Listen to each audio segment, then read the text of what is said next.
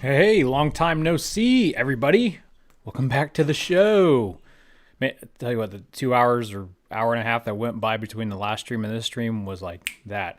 As you can see, I got all my equipment back upstairs. That's literally how I've been spending the time, just getting this all up here. I haven't even had the chance to watch the president's and vice president's speech after the fact, but I heard Elon was there and stood up and gave some fist pumps or something. So I can't wait to watch it. It should be a good time. Yeah, so welcome everybody, welcome. I decided to do this stream. I wasn't sure if I was going to, but I decided to because I had to end my last stream pretty abruptly because there were audio issues and other technical glitches going on with Tim's stream, and I told the guy I would do it, so I didn't want to bug out on him. Turned out it wasn't even on my end to begin with. But when I did bug out, I noticed that I got a super chat that I never addressed, and it was from Big Guy with Dreads. So thank you, Big Guy with Dreads, if you're watching. If you're not, I'm sorry I missed it. He said, Space Eccentric, you rock. No, you rock, man. Sorry I didn't get to your super chat earlier, but you are the reason why I'm here. So everybody thank Big Guy with Dreads. So he's the reason why I'm streaming this.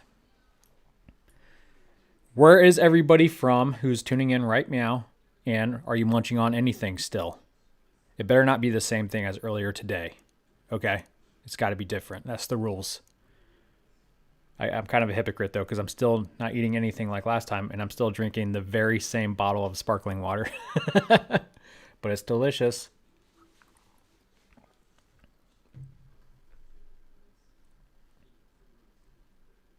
Yep, we got kicked out of the living room. Chips, France, Norway, UK, Ireland, Nevada, Ohio, Southern SoCal. I was there for a few years of my life. Austria, Kuwait, Belgium, jerk chicken. Jerk chicken, that's a delicacy of Jamaica. They love the jerk chicken down there. Montreal, or is it Montreal? Houston. Let me pull this up really quick since it's about to start. There we go. Houston, Sweden, Belgium, New York, Tasmania. What's up, Tasmania? The ISS, okay. Streaming from the space station, apparently. Calgary, Mexico, Italy, New Hampshire, the moon. Oh, you guys are ridiculous. Welcome, everyone. Welcome. Glad you're tuning in with me. So what we got going on right now is, or soon, is the post-launch news conference. Basically a big debrief that Jim and others are going to give us. Hopefully Elon's going to be there. I don't know why he wouldn't be. This is a big deal for him. Okay. Welcome, everyone. Welcome, welcome, welcome. Is there any volume? Sweet. We'll turn that up. Check this out. I have to get a dog in here. So my extra webcam that I use downstairs, I decided to implement it up here as well from now on live streams. First, I got to get my dog in here. I hear him coming. This second cam is now officially known as... Come here. Don't ruin the timing, Cairo. Come here. The doggo cam. So now you guys can see the dog. You're going off the doggo cam, Cairo. There's the other doggo. Hi, buddies. You guys are getting off camera. I might have to adjust it some other time. Volume's good. How's the audio? We'll see how it is. I haven't had a chance to adjust it since I moved all my equipment up here.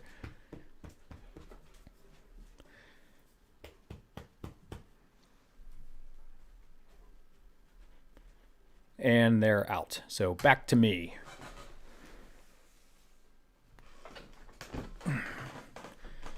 We'll adjust the audio once they start streaming. I might have to turn theirs up or mine down or something. Philippines wants a shout out. There you go, Philippines. There's your shout out. Never been. Would like to. Bert Rich, thank you for the super chat, brother. Play Faith of the Heart from Enterprise. I know what you're talking about, but I'm not familiar with it because I'm not an old school Star Trek fan. I do like the new Star Treks. Okay. The new generation, or not the new. I was gonna say literally the new generation. It's not the new generation. I like the new ones, the Hollywood ones, not the TV ones. Marty Alsop. Trump says he's seen the space weapons. Gulp. Yeah, I need to watch his speech. I'd laugh if that's what he said. The space lasers, laser beams. So how you guys feeling? You happy?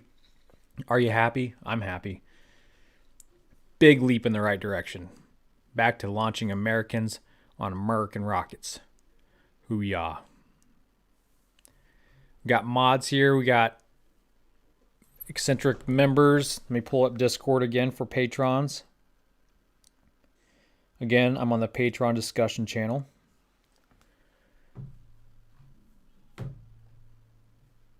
Colorado's here, California, Algeria, Greece, Portugal, Bolivia, Uranus.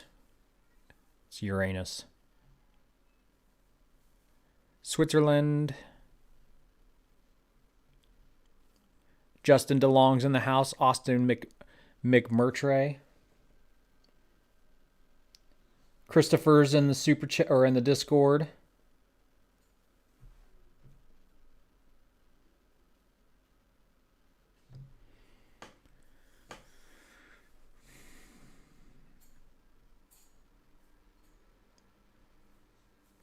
Now everybody's back to telling me where they're from. All right, that's cool, guys.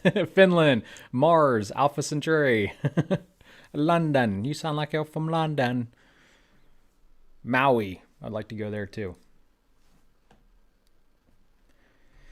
So SpaceX needs to start this thing on time because I'm quite exhausted after doing that 5-hour stream. I know I'm a big baby. It's nothing like what Tim Dodd had to go through today, locked in his car in the bad weather. Poor guy. London. We don't sound like that. You don't sound like you're from London. It's from a movie with Paul Rudd. Forgetting Sarah Marshall. You sound like you're from London. Haven't heard that? It's hilarious. I'm butchering it, but whatever. Boston. Boston. I can do Boston. Get some red lobster at Boston.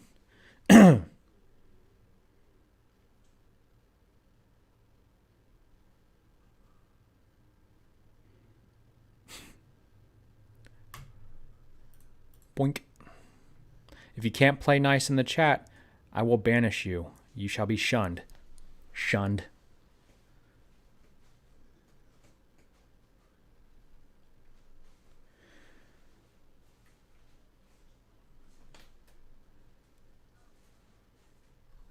A lot of people from Canada in the house. That's cool.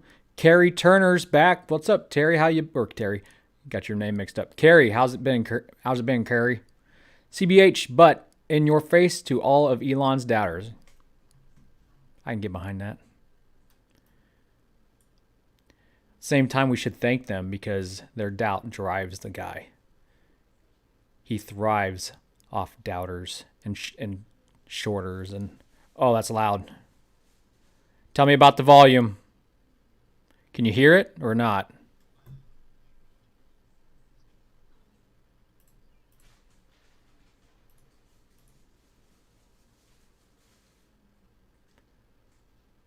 You can't hear it? I wonder what's up with that. Let me see if I can fix it. Because it's not showing up on my decibel level reading. What did I plug in wrong? I wonder. I just gotta adjust some things on OBS. Give me a minute.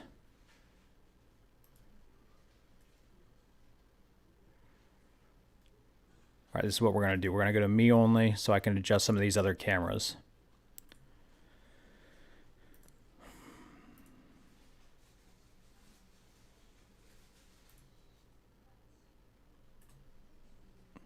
Display capture, remove, yes. Paste. We're missing it.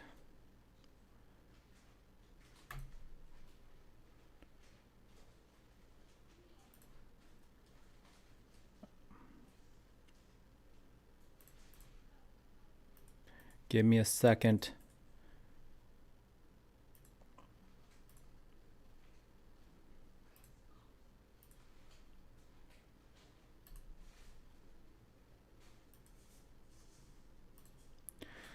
That's weird. None of my desktop audio is working.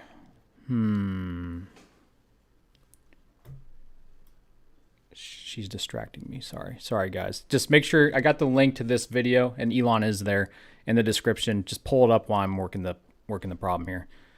If you're on your phone, sorry. I can't help you out. Oh my gosh. Display capture, that's what I want.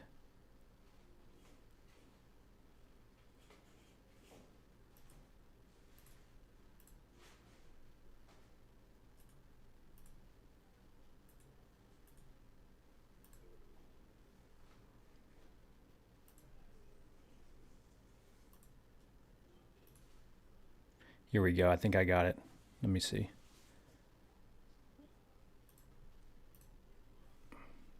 Yet over. Do you guys hear it now? And so we are at the beginning, but so far everything has performed I'll bring the well, and we are I'll bring the excited video about up here in a fact second. that I had to Bob and delete Doug, something. our Bob and American Doug heroes, are safely in orbit and on the way to the I'm International a genius. Space Station. So I just want to say congratulations. I'm a to slow the NASA genius. team.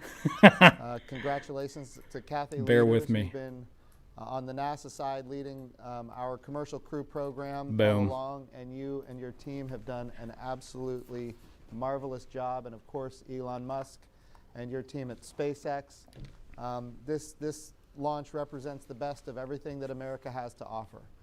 But it also represents... It's a little quiet. All right, let me turn it up. I think to Charlie Bolden, my predecessor as the NASA administrator, who How is got that? this program off the ground when there wasn't a lot of political support. And now there is a lot of political I don't have all the support volume turned because up. we have There we had go. success after success. And so this is an important milestone for the nation. And I am so honored and grateful to have really this brief moment in my life to be at the head of this agency. So what an amazing group of people that made all of this happen. Thank you. Thank you, Administrator. Next, Elon Musk. Gosh dang it. Oh, I'd like to just acknowledge the incredible work of the people at SpaceX and NASA and everyone in creating this technology and in what has culminated in this incredible launch today of getting astronauts back to orbit after almost a decade. I think this is something that should really get people, right on the heart of anyone who is has any spirit of exploration. And the United States is a distillation of the human spirit of exploration. I think this is something that's particularly important in the United States, but appeals to everyone throughout the world who has within them the spirit of exploration. So, I'm really quite overcome with emotion on this day. It's kind of hard to talk, frankly. It's been 18 years working towards this goal, so it's hard to believe that it's happened. And we haven't quite yet docked at the space station, and of course we need to bring them back safely, and we need to repeat these missions and have this be a regular occurrence. So it's a lot of work to do, but it's just incredible. I think this is something that everyone, this is a craft made by humans, for humans. This is like something that I think humanity should be excited about and proud of occurring on this day. Thank you, Elon. Well, next, Kathy Leaders. Well, I wasn't really expecting this today. I'm going to tell you, we woke up this morning. I think Jim actually called me this morning and said, "What do you think? What do you think? Are we going to fly today? What do you think?" Yeah. Well, it was at the 6:05 wake-up phone call, but I think know you ever slept. but I think Jim said it. I think I was really proud of the team. The team sat there this morning. We looked at the weather. It didn't look great, but we looked at the different options that were out there, and we realized how important it was for us to kind of step through this carefully and weigh the readiness of the hardware, and then, not have launch fever, but to very carefully assess the situation and be able to clear the gates and the milestones along the way. And the NASA and SpaceX team did a fabulous job of that. And I'm very grateful for the weather clearing 1 hour before we were getting ready to launch. All weather constraints were cleared on a day that we weren't really sure how it was going to work out. for both our abort track and our launch area, which we have very, very tough weather constraints.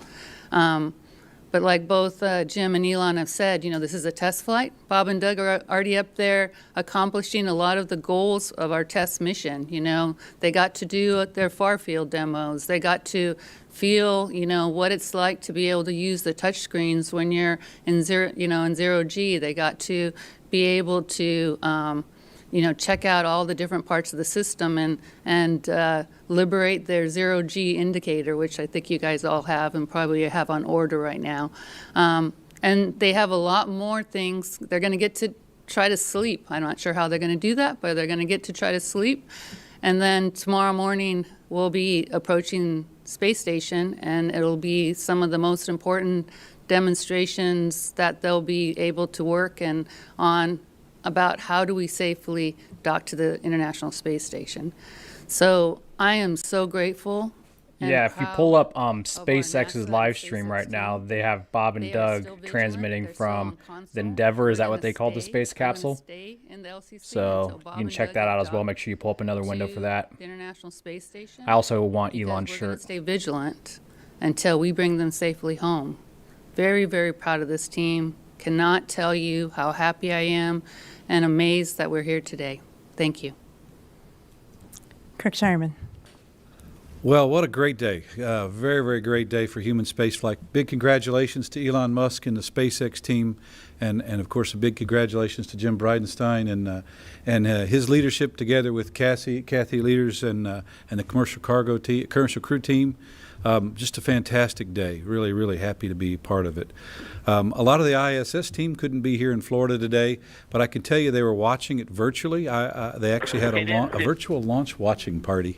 And they were very excited to see the launch as well. And finally, our international partners. I had the chance to get congratulations from many of my counterparts across the International Space Station Partnership. They have been a big part of Commercial Crew and the SpaceX efforts along the way. Today, they were watching. I can tell you they're all very excited about having their crew members fly in the very, very near future on the Dragon and come up to International Space Station. Today, on board the ISS, the three crew members, Chris Casti, Ivan Wagner, and Anatoly Ivanishin, are getting ready to have their additional crewmates on board. I know they're very, very excited. In fact, How's I'd that? be surprised if they don't have something really special cooked up for them when they arrive. So we'll look forward to that. There's lots of work to be done on ISS, and I know Bob and Doug, together with the folks on orbit, are really ready to get busy. What you saw today, hopefully what you saw today was really smooth and calm. It's kind of like a duck maybe on the water. It looks smooth and calm, but there's a lot of paddling going on underneath the surface. And what you'll see tomorrow, likely, we certainly expect, is very, very smooth and nominal. I just want you to know, though, it's very, very difficult. It's a tremendous amount of effort on the part of the designers, the test engineers, in terms of the ops planners and the operators and even the crew to go make that happen. So smooth and nominal is actually really, really hard. Anyway, with that, it's been a great day. Very, very happy to have Bob and Doug on their way to the International Space Station and looking forward to the rest of this test flight. Should we take a poll? And Pat. You guys want to watch the SpaceX stream? I tell or you, want to I keep am watching very this? happy to be sitting here in a post-launch press conference, and that's not something you'll hear me say very often. Probably not as happy as Bob and Doug are now, we'll but just transition I'm it really pretty quick happy. over. And no doubt I have a group of astronauts jumping. Adjust the volume really quick. Aboard the Dragon capsule Endeavour with our friend Trimmer, the Apatosaurus, and Doug and I. We just would like to thank SpaceX, we'd like to thank NASA, and we'd like to thank the American people for the opportunity today. And we're really proud of the entire team that was able to accomplish human spaceflight again from the Florida coast. Just a wonderful experience. Doug and I are just so proud to be a part of it, and just want to thank everybody who gave us this opportunity and worked so hard to make this happen today. So with that, It's pretty good. I think it'll be good night from Capsule Endeavour. Good night to everyone at NASA, at SpaceX, and the United States, and congratulations to the teams that got us into orbit. And we're looking forward to seeing Chris Cassidy and his Russian colleagues on board the International Bob Space doing? Station He's creeping. tomorrow morning. Good night, Megan and Theo. And Karen and Jack. That's cool, man. That's really good. That's actually really good feed that they're getting from them so And far. Dragon SpaceX, thank you so much for that. I know everyone really enjoyed seeing Dragon and seeing how much all of you are, or the two of you are enjoying it. It was our pleasure, Laura.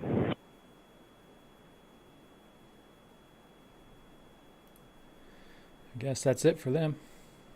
So today we have media joining us remotely. So I'll keep an they'll eye on be that on stream, the though. phone and watching on NASA television like everybody else. So to ensure as many people as possible to ask their questions, we're asking our reporters to ask one question to make sure that all of their colleagues has an opportunity to participate in this press conference. Please state your name, affiliation, and whom you're directing your question to. Our first question comes from Miriam Kramer. Hi, thank you so much. Miriam Kramer with Axios. This question is for Elon or for the administrator or both. I was just wondering, so this launch has often been referred to as a moment of hope for the nation, but it's also happening against the backdrop of protests and demonstrations around the country today. I wonder what you want to say to those people out there protesting. Is this launch for them too? Thanks. Oh. I hate the I'll be press. happy to field it. Look, this launch is for all of America, and we have had moments in time in American history where we've had challenges as a nation. We think back to the 1960s. We think about the Vietnam War and the protests. We think about, in the 1960s, the civil rights abuses and the civil rights protests. We think about the height of the Cold War, and yet we had this moment. Let's look at a little something more interesting here. Super chats. Will W, love your work. I love you, Will. Or should I call you Bill? Dime Z Recon B4. America Space. Ha. Thanks, buddy. Spooks. Thank you, Spooks, for the support. Love you long time. I can't believe they just asked this question. I mean, I guess it's kind of relevant to what Jim kind of equated it to, the protests and riots going on in the 60s, but still, like, ugh. Let's keep it on topic, people. And it's unifying. And I would hope, I think it happened today, as a matter of fact. All of America stopped. I've seen some of the numbers. The amount of viewership on what we accomplished today lot of people. Was off the charts. And Hulu streamed it too. I am hoping that people can see this as something that is bright and hopeful, and that people know that tomorrow is a new day and a better day, and we're always going to strive to do better. Thank you. Our next question comes from Jackie Waddles of CNN. I appreciate Thanks so it, much Spooks. for doing this. I was curious, this question is for Elon. If you had heard from President Trump yet, and what he might have told you and what you might have said to him about this. Thanks so much. Trump gave a speech Elon was just at. Well, I've not spoken one-on-one with him. I just essentially heard the press conference along with everybody else. So we've not exchanged any direct comments. We had a few moments in the firing room there after the launch. And I'll tell you that, sure. The president is excited. Of course, he congratulated Elon and the SpaceX team. And Jim calling Elon out. No, you talk to him. Yes, it was with a group of people, but yeah. Oh, sure, sure. But yes, he certainly congratulated the SpaceX team and NASA and everyone involved. And yeah, I think this, just to echo the NASA administrator's comments, I think this is a day that I think everyone can be proud of. That it's a good day to be. This event is something that all of humanity can get excited about. It's just a fundamentally positive, good thing, and I think we need more positive, good things in this world. Our next question is from Joey Roulette of Reuters. Doing this. One question, two-part question. First is for Jim Bridenstine. You get one have you question, heard from bro. your Russian counterparts? I know Kirk Shireman mentioned that international partners reached out to NASA with the success, and the other is for Elon Musk. With SpaceX's success today, have you heard from your Boeing counterparts, and what would you say to them? Thanks. So Dmitry Rogozin is the head of Roscosmos in Russia, and I haven't talked to him, but I have seen his public comments, and of course he was overwhelmingly congratulatory towards NASA and SpaceX. It was all tongue-in-cheek. And he made some comment about how it's like flying an iPhone or something, and I know I've made similar comments as well, but he did express that this is an exciting day, not just for us, but also for them. They believe in the partnership, and so I think it's going to remain strong. The trampoline is working. That's right. Right. Yeah, it's an inside joke. I know what you're Inside joke, yeah. I Our love it next when question Elon comes cracks from jokes Marsha and he's the Dunn. only one laughing. For you, your company president said right before liftoff that she was super nervous, stomach and throat. Could you talk about how you were, your emotions, your feelings leading up to liftoff, and especially seeing them make it to orbit safely? Thank you very much. Elon didn't answer the question about Boeing. Was that? I guess for me that's a or no. Elon? Sure. I think it was for Elon. For Elon, please. Elon? Marsha, if you're still on the line, can you repeat your question? Elon wasn't even listening. Yes. He just tunes these people Elon, out. Gwen Shotwell said right before liftoff that she had her stomach in her throat. She was super nervous. I'd like to know how you were feeling in the minutes leading up to liftoff today. Your emotions, your feelings Oh, you of can't see Elon? Oh, having good to call. stand there Let me, and watch all this unfold. delete Thank this. you. Well, I mean, just speaking straight from the heart, there you go. On Wednesday, now when that the he's first- big on first screen. countdown, I'd say that my adrenaline was railed at 100%. And when the launch was called off, it went to 0%. It was like I just basically collapsed and slept the longest time I'd slept in probably a year. Then oddly enough, today, I don't know, it felt like just the fates were aligned, and I didn't feel nervous, it felt like it was going to work, and it felt like the right thing was going to happen. So, for whatever reason, I did not feel nervous. Hey, Bettina, can I say something real quick? I just got a note moments ago. Doug Hurley announced that the Crew Dragon is named Endeavor, and we are going to look forward to hearing a few words from them shortly. Thank you.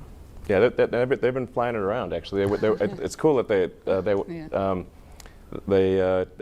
they took it off automatic and just were manually flying the craft around. It's got to be pretty fun, just zipping around space and spacecraft. That's cool. Everyone's childhood dream. Yeah. Unless they flip it, next they we'll probably go don't to feel Emery it Kelly much. of Florida Today. Hey, folks, thanks. Thanks for doing this. I appreciate it. I'm just wondering, with this being the first time humans have had a chance to experience flying on a Falcon 9 and in a Crew Dragon after all these years of them flying, have you gotten any input from Bob and Doug? Is it, smooth ride? What was it like? Thank you. These So I have people in the middle will not get specifically questions. as to how it flies. I do know that we are going to hear from them soon. I don't know at what point that's going to take place. Bettina, I don't know if you have that specific information. No? I don't have it right. It was a very smooth ride. You can see on the I think on the webcast it looked Yeah. quite smooth. In fact, there was a friend of mine who's a filmmaker said you need to put some shake into the camera to make it look more realistic. Okay. Our next question will be from Paul Brinkman of UPI. Yes, I'd like to ask Elon. I realize the mission isn't over, but it's a significant achievement at this point. What's the impact of success for this program on SpaceX as a whole, including development of Starship? Well, I think this this is obviously a tremendous accomplishment for SpaceX in partnership with NASA and a number of critical suppliers. In fact, if I think about the total number of people involved in making this mission successful, it probably adds up to 100,000. So I'd just like to express a word of appreciation and congratulations again to everyone involved in making this successful. And just a special word to the administrator and Kathy, and it's just everyone involved. It's just wow. Anyway, it is a little hard to process. I think at this point I am somewhat overcome by emotion to try to come up with cohesive, sentences that make any sense is quite difficult. But I think poor guy. This is hopefully the first step on a journey towards a civilization on Mars, life becoming multiplanetary, based on the moon and expanding beyond Earth, and life becoming a multi-planet species, life becoming multiplanetary for the first time in the 4.5 billion year history of Earth. I think this is hopefully the first step on that journey. It will require a tremendous amount of innovation and technology development to make going to orbit and ultimately beyond orbit a routine matter where thousands and perhaps ultimately millions of people can travel to other planets. That's what we really need to achieve over time. That's obviously a very difficult goal, but that's seeming increasingly real with what happened today, that getting people to orbit finally after 18 years. If we are able to increase the rate of innovation, then life can become multiplanetary. This is the goal we should strive for. I wonder how long it's going to be till someone asks them about SN4. I think what this did for Starship and a lot of others is kind of establish that this is a successful business model. And if we look at how we did commercial resupply of the International Space Station, and now commercial crew of the International Space Station, and of course the Commercial Lunar Payload Services Program to deliver payloads to the surface of the moon, and now for the first time since 1972, we have funded a human landing system, and of course we're very proud that SpaceX is going to be a partner in that development program as well. So not only do we have it funded, we actually have contractors under contract to developing that human landing system. So I think as far as how this relates to the Artemis program and the Moon to Mars program, I think the business model has proven itself very successful. We're bringing down costs. We're increasing access. That's going to continue to happen as we on-ramp more partners, and of course, as SpaceX and others to go get more customers. NASA doesn't want to be the owner and operator of the hardware. We also don't want to be the only customer. We want SpaceX and others to go get customers that are not us. And when all that materializes, I think what Elon's talking about here, this vision for humanity being able to live on the surface of the moon for long periods of time and eventually on Mars for long periods of time, that's the eventuality of the business model that we are currently developing. Thank you. Our next question is from Chris Davenport of the Washington Post. Thanks, guys, for taking my call. I really appreciate it. And thanks, Elon, for the trampoline quote. That was classic. Elon, this if I guy. got to, you put the window in the Cargo Dragon as a symbol of your ambition of flying people. I wonder if you can talk a little bit about how, over these very long years, you kept your team focused on human spaceflight as the ultimate goal, even though obviously they've been working on so many other things along the way. Thanks, and congrats.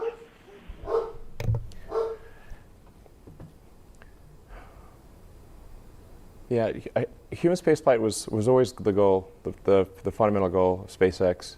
Well, like I said, to create the technologies or help create the technologies necessary to make life sustainably multiplanetary. I cannot emphasize this enough. This is the thing that we need to do. We must make life sustainably multiplanetary. It's not one planet to the exclusion of another, but to extend life beyond Earth. We are life's agent in this regard.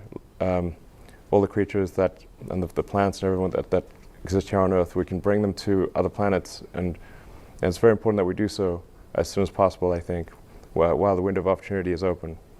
I call upon the public to support this goal and to think about this goal. We're trying. And think about how important it is. We're trying. And how fundamental it is to the future. We've got to get it done. The launching satellites is nice, of Double course. cam. And it keeps we've got to bring in more money than we spend. This is important, but it's ultimately all about life beyond Earth. We'll go to our next question. It's Eric Berger of Ars Technica. Good afternoon. That was a hell of a thing to watch. Question for Jim today. It's been a little more than 8 months since you tweeted about SpaceX and it was time to deliver. Just wondering if you would say that they have delivered or not, and maybe do you have a message for other contractors for NASA? Yeah, no, I leave it to you to bring this up. We're celebrating here a little bit. I want to be careful we're not celebrating Good job, too Eric. much until Bob and Doug get home safely. But no, that's right. There was a time 8 months ago, as you mentioned, where we were having challenges with parachutes. We had a Crew Dragon that had a static fire test that ultimately resulted in its catastrophic loss. And if you would have told me then that we would be right here today, I don't know that I would have believed it. And yes, I sent a tweet and asked Elon to deliver. And I'll tell you the same thing. I told the president, I told the vice president, and of course I've said it in a number of interviews. Since that day, Elon Musk and SpaceX have delivered on everything NASA has asked them to deliver on, and at a speed that we never would have guessed. My engineering team was saying that this is not going to be able to be achieved in this amount of time. The amount of parachute tests that we had to get done and how long it takes to get those parachute tests done. Look, we got all the parachute tests done. And we are just overwhelmingly grateful, not just for SpaceX and Elon Musk, but also Airborne and the NASA team that really went to work on getting all these tests done. And of course, all of the, changing out the titanium, all that took time, and then doing all the tests after that. My goodness, SpaceX really delivered something that is magnificent, and that is speed. Without question, I don't think anybody would have believed the speed with which SpaceX delivered, and they did, in fact, deliver. Kathy, you want to add anything to that? Oh, no. I think Jim said it really well. We went through, it wasn't like we didn't have issues. We had things we had to go solve, right? And we've learned a ton. And that team, the SpaceX team and the NASA team together, working hand in glove, together, solve these problems together, right? We tackled them and we solved them and figured out how we're going to go fly together. And, but without the SpaceX folks making it happen, like Jim said, so quickly, we wouldn't be here today. Thank you. Next is Lauren Grush with The Verge. Oh, boy. Hi, thank you so much for taking my question. I think guess Lauren this is usually has for good anyone questions. who can answer it. I'm wondering if there was anything unexpected during the launch today. I think I heard something on the live stream about some component being lower in temperature than expected. Just wondering if everything went as planned or if you had any hiccups along the way. Thanks. Do you know what I mean? So the only, really the count was, I would say, spectacularly quiet. Everybody said, and then probably within, as we were loading the prop, the only thing we saw it was actually something we'd seen as we were unloading on Wednesday. We had a sensor that was reading in a way that we had to go understand why was it reading in that particular manner, and we also had to understand what can happen if it fails, and it was in an area where actually we it's down The reason why I didn't like Eric's question is because obviously SpaceX has delivered. It doesn't get much more obvious than that. And by bringing up that question, he just drugged up the past where there was a point of contention between NASA and SpaceX because they were having delays with the parachute. Oh no! What is that data telling us? And then be able to clear it, which is really why we were able to fly through our understanding of what the issue was, and then turn that around in a very short period of time. And what that takes is two groups of folks that have been working with each other for a while and understand what the vehicle is trying to tell them. But, I thought, oh my goodness, we're going to have this issue after going through all the weather stuff. Now we're going to have this issue. And I was very impressed with how the joint teams What question would you guys like asked? looked at the sensor, understood it, understood the phenomena, and then cleared it and continued on the count. Next, we'll go to Irene Klotz of Aviation Week. Thanks, Nikita. Congratulations, everybody. That was super impressive to see. The SN4 question? My question, I think, is for Kathy and maybe for Elon. What has to happen from this point on for you all to feel confident that a August 30th or early September launch of the first post-certification mission can happen? Thanks. How many cups of sugar does it take to get to the I'm moon? very proud of the SpaceX team for another reason. That's my question. We had really wanted our Crew One vehicle to get into prop checkouts, which is really where the spacecraft's assembled, and we're kind of in one of the final acceptance testing modes. And last night I got an email that said, Crew One vehicle is in prop checkouts. They're going through. So, and making sure that the propulsion systems leak tight and operating in a critical manner. So I tell you, I would like to know, like for real, what the status is of, from Jim, what the status is of Bob and Doug's timeline here at the space station. I know they're going on EVAs and stuff, but what's the background process of those decisions?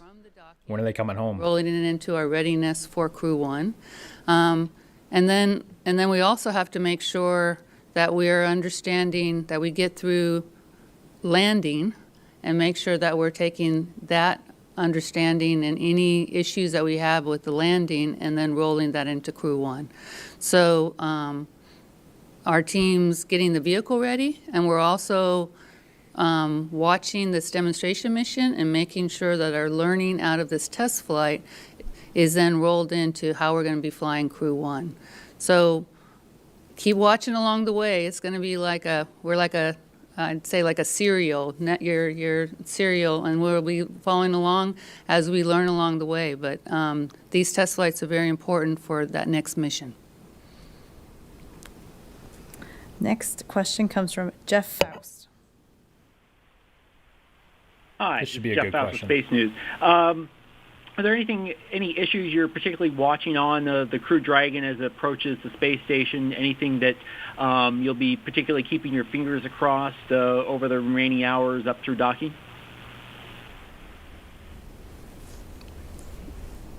So, the big thing, the nice thing about us having the uncrewed mission was we were able to check out a lot of the systems on the uncrewed mission that had to do with docking. And I think everybody saw last spring how Why does she have to successful answer all these questions? our Demo-1 mission was through the docking phase. But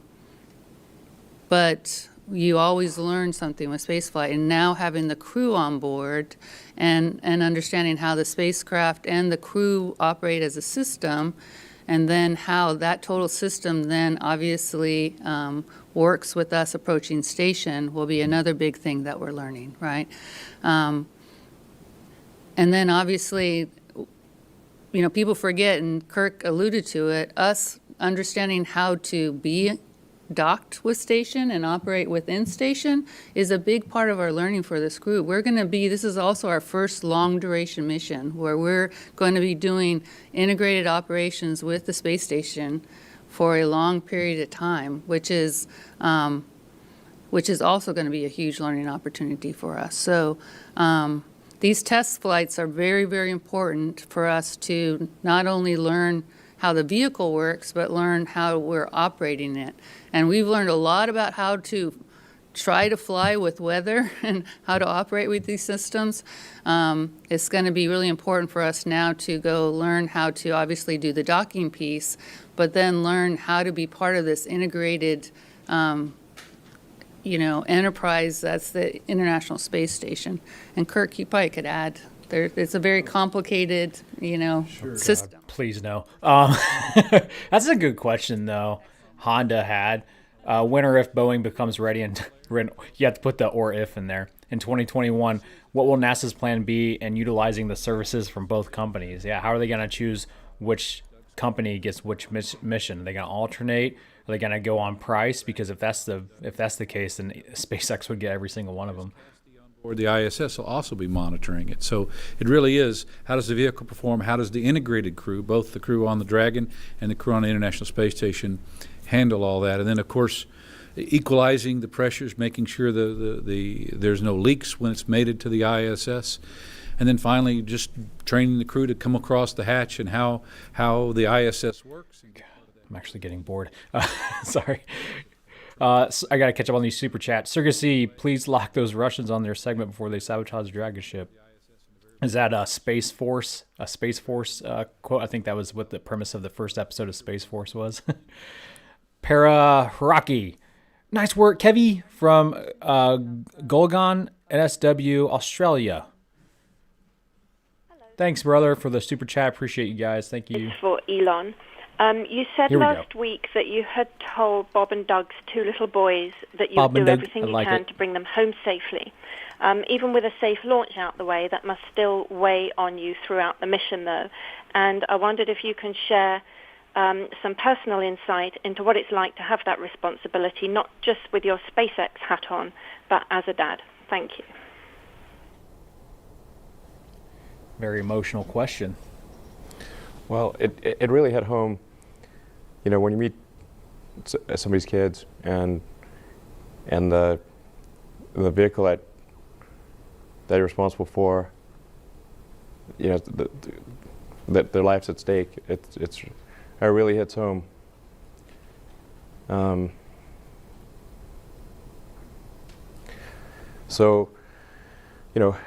still. So we still got to dock with the space station. We still got to return. I think there's an argument that the return is more dangerous in some ways than the ascent. So we don't want to declare victory yet. We need to bring him home safely. Make sure that we're doing everything we can to minimize that risk of re-entry and return. We were able to do that with the Demo-2 vehicle, so we were able to retire a lot of risk with the re-entry there. That's a big deal, but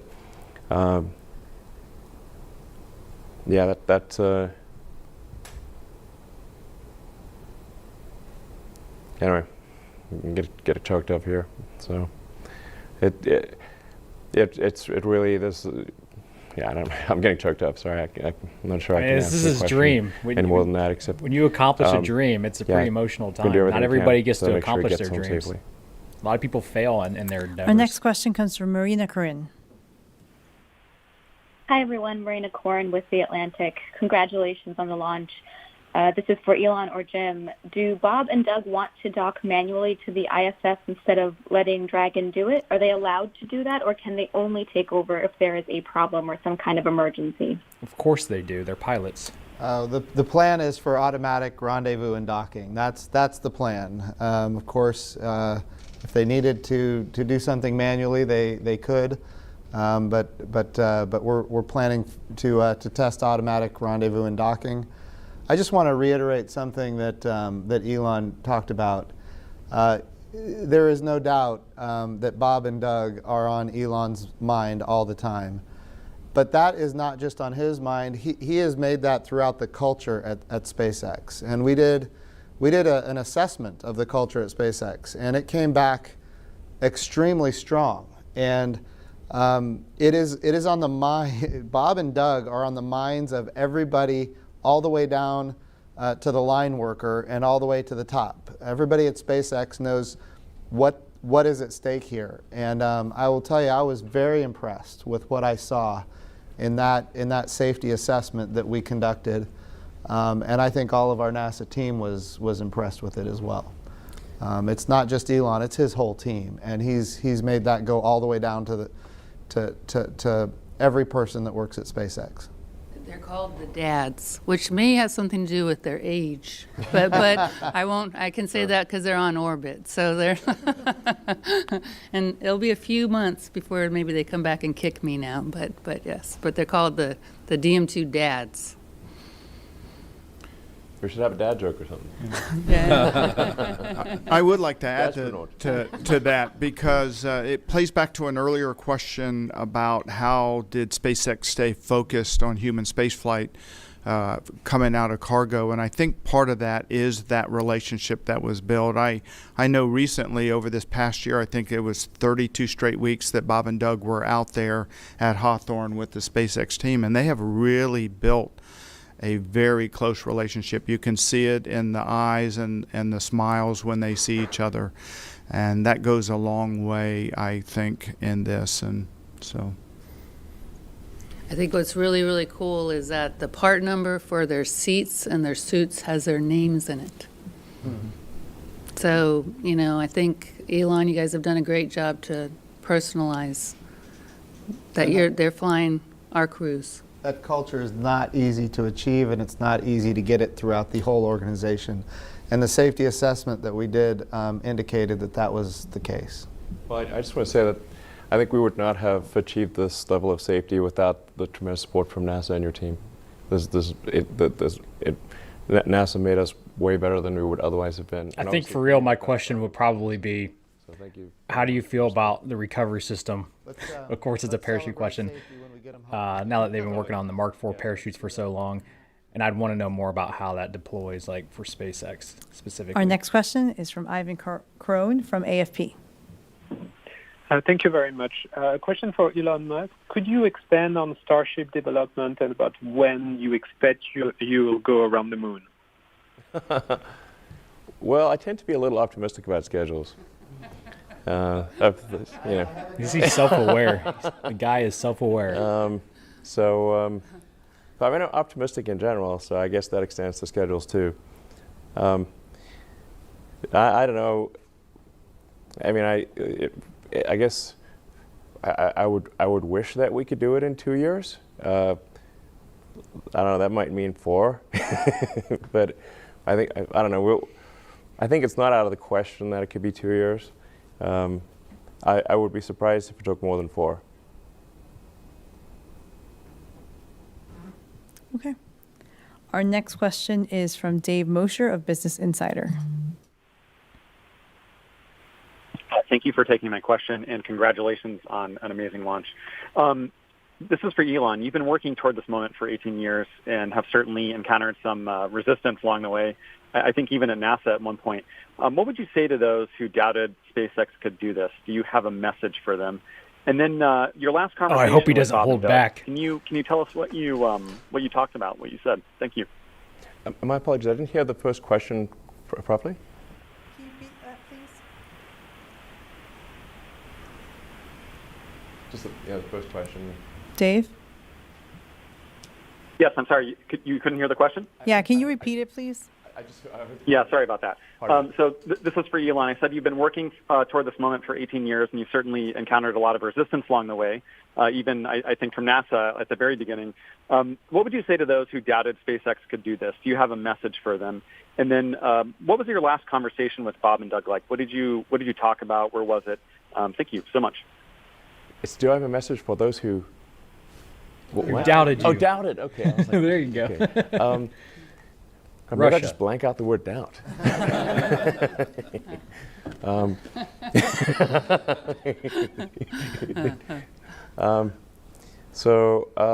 No, I mean, to be totally frank, I doubted us too. So I thought we, had maybe, when starting SpaceX, maybe had a 10% chance of reaching orbit. So to those who doubted us, I was like, well, I think you're probably right. I mean, the number of times that I was told, like, because I was taking the money that I earned from PayPal and rolling it into to create SpaceX and Tesla, and I ended up spending it all. It wasn't the intention, but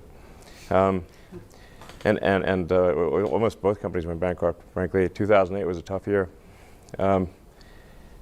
It took us 4 attempts just to get to orbit with Falcon 1. But a lot of times people would tell me this joke, like, how do you make a small fortune in the rocket industry? You start with a large one, is the punchline. And I was like, okay, I already heard that joke 12,000 times, anyway, and it almost came true. We just barely made it there. That 4th launch of Falcon 1, that's all the money we had for that 4th launch.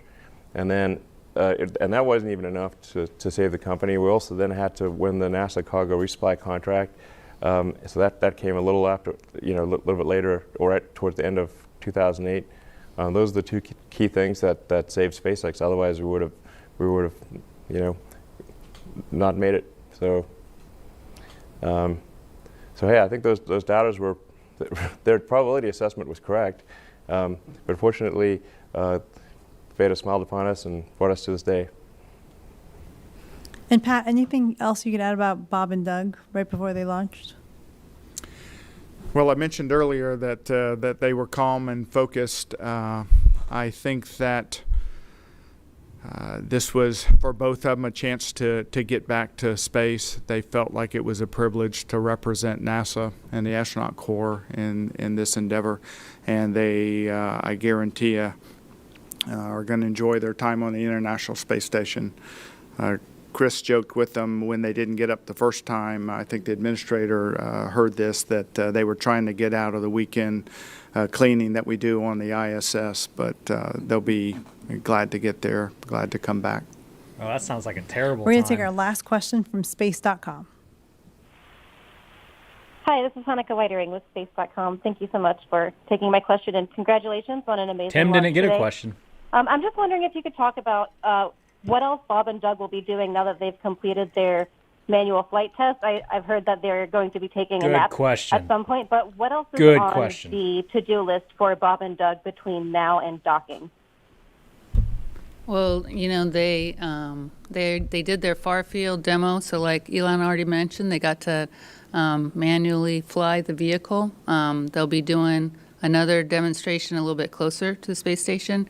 People forget that, the reason we picked, or the FOD picked the Bob and Doug to fly this is because of their experience as test pilots, and actually had developed the concept of the cadre to have an experienced set of crew members working with the companies to make sure that they were able to help them as they're working their designs and developing their systems. So this is kind of cool because this is Bob and Doug get to actually fly the work that they've been helping work and develop and figure out how's it really working on orbit. And so the other thing they get to do is just to be able to be, the ecosystem's working. They're getting to see, are things cooling? How's the seat feels? How's the suits feel? Can you get in and out of the suits, when you're on orbit? How easy are those kind of functions going to be?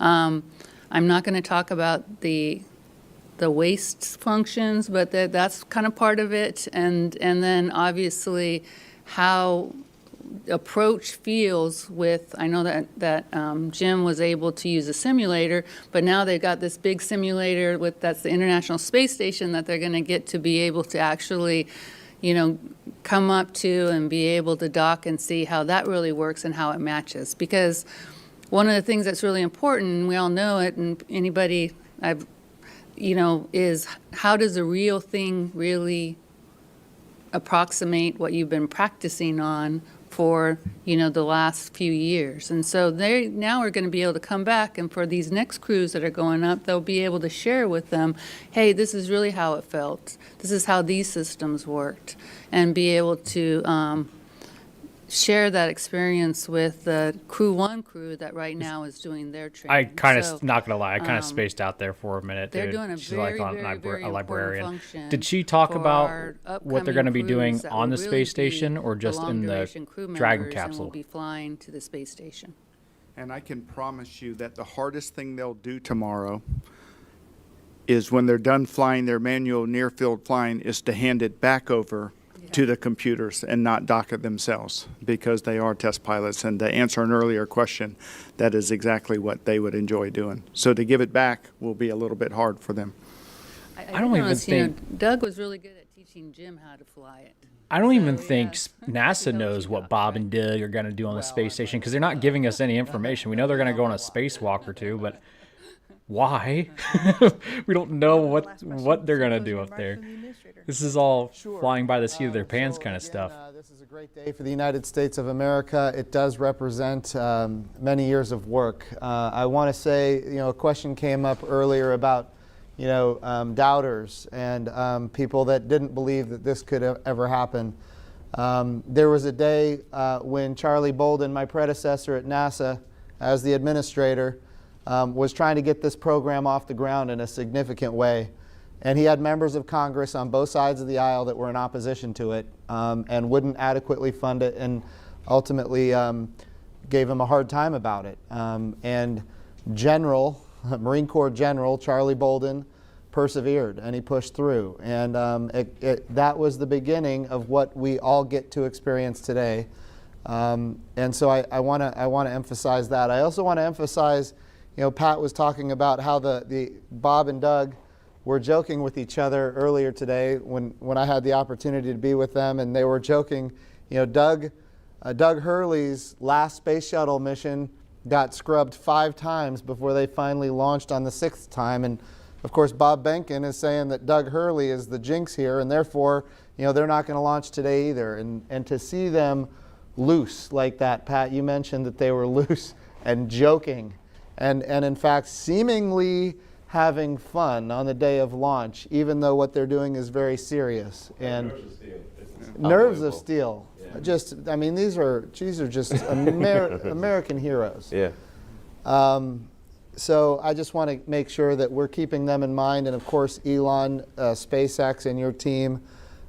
Going back to what we talked about just a few minutes ago, the fact that at SpaceX, you don't call them Bob and Doug, you call them the dads, because that's what they are. They are, in fact, dads, and keeping their safety at the foremost of your minds. So really, this is really a great day for all of America. It's a great day for our country. It's been a long time. It's been 9 years since we've had the opportunity. And of course, we are here now, and there's as Elon said earlier, there's 10,000 people behind this that have made it happen. You might have said 100,000. Actually, when you add up suppliers and and everyone, I think it's probably closer to 100,000. Children. That's right. Yeah. So this really is it's a great day for the United States of America. It's a great day for our international partners. Remember, Crew 1 is going to be an international mission on the first crew. We're going to have a Japanese astronaut with us. So we're very excited about this. I want to say congratulations to everybody. We're not celebrating yet. We will celebrate when they're home safely, but certainly we can breathe sighs of relief. They don't know when every that will step be. along the way, and that's what we're doing today. So congratulations to SpaceX and Elon Musk. Congratulations to Kathy Leaders and your NASA team that got us to this position, and we look forward to so many things ahead. Great. So that's going to wrap it up for us here at the Kennedy Space Center. You can continue watching our live coverage until the astronauts reach the International Space Station and docking and hatch opening and the arrival of Bob and Doug at the ISS. Docking is scheduled for 10:29 Eastern Time. And right after this broadcast, we'll turn it over to JSC. We're going to hear from Bob and Doug during a downlink from the Crew Dragon as they orbit the Earth. So we'll have more information. Please go to nasa.gov for more specific information on commercial crew. You go to nasa.gov/commercial crew and go SpaceX. Go. All right, so let me pull it over to this screen really quick. We're going to watch some Bob and Doug action that went on just before we started. 1, 2, 4. You skipped 3. 6, 7, 8, 9, 10, 11, 12, 13, 14, 15. He can count. Good job, Doug. And Dragon SpaceX, we will give you a call when we're ready. I like Bob's smile. Dragon copies. He's got this awkward smile on his face. Let's fast forward a little bit here. What time is it? Well, everyone, welcome There, aboard look at, Dragon. Look at Bob's smile. My name is Doug.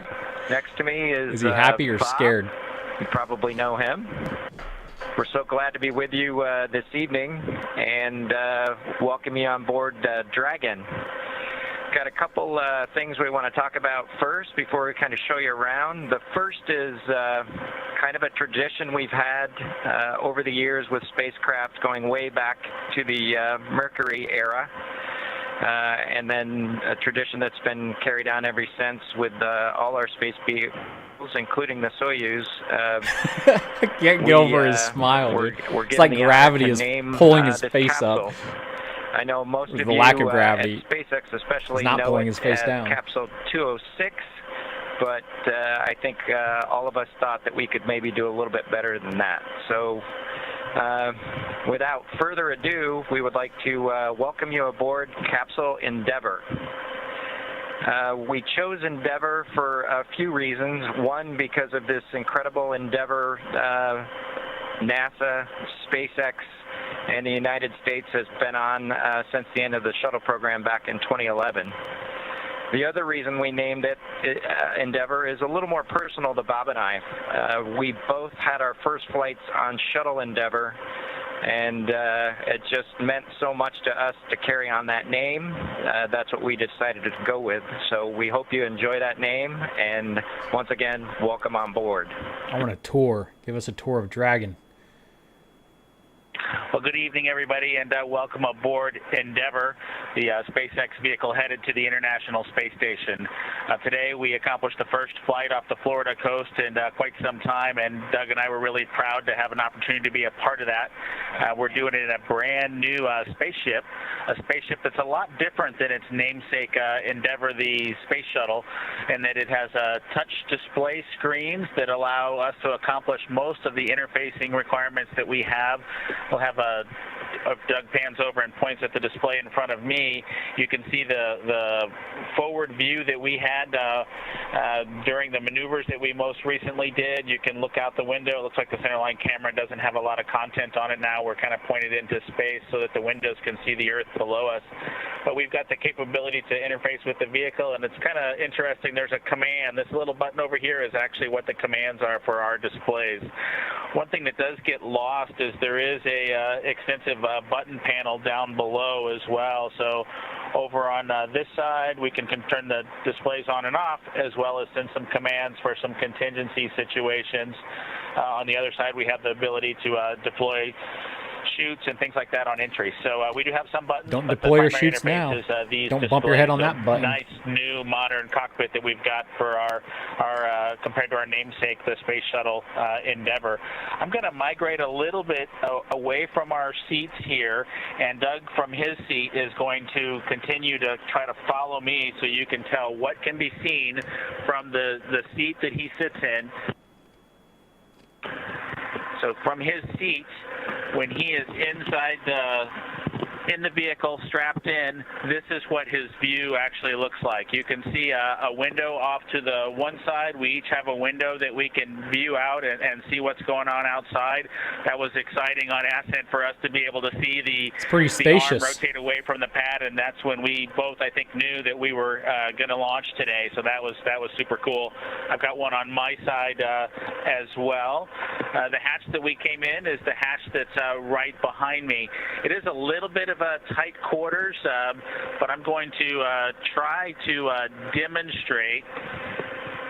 That's a fire sprinkler system right there next to Bob's head. Spread that now rumor. that we're in zero gravity.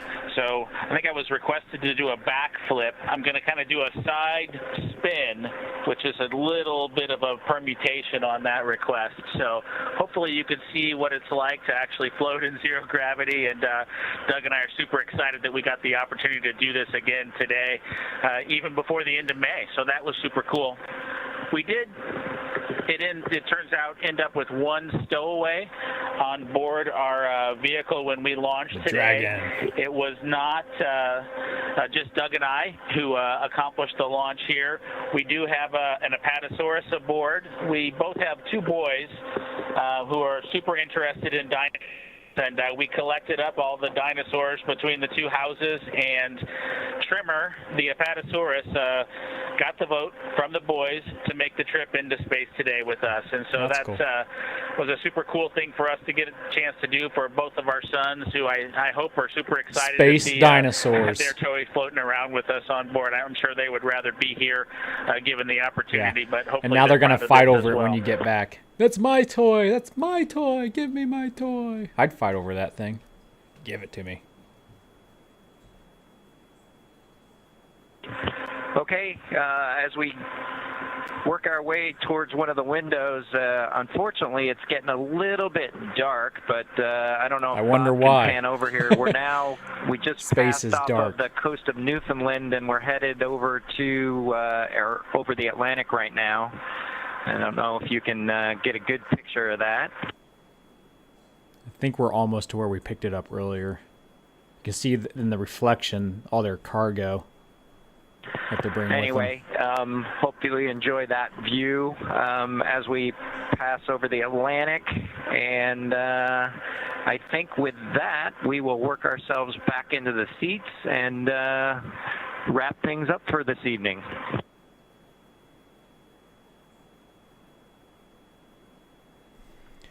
All right, yeah, that's where we'll call it there. We watched the rest of this earlier. You can check that out. It's on SpaceX's stream. Right meow. Doggy cam.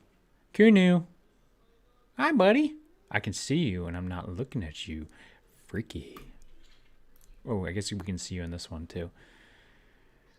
Yeah. Well, it was an awesome day. I'm glad we launched. I'm glad it worked out. We're in space now.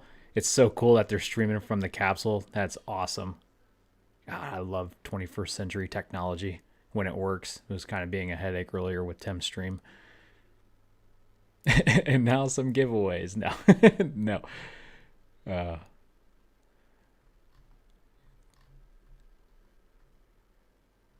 Yeah, don't bump the latch door either. I'd stay away from that thing, man. I'd be afraid to touch anything in that sucker. I'd just float in my own little bubble. Like, I'm not touching anything. I don't want to break anything.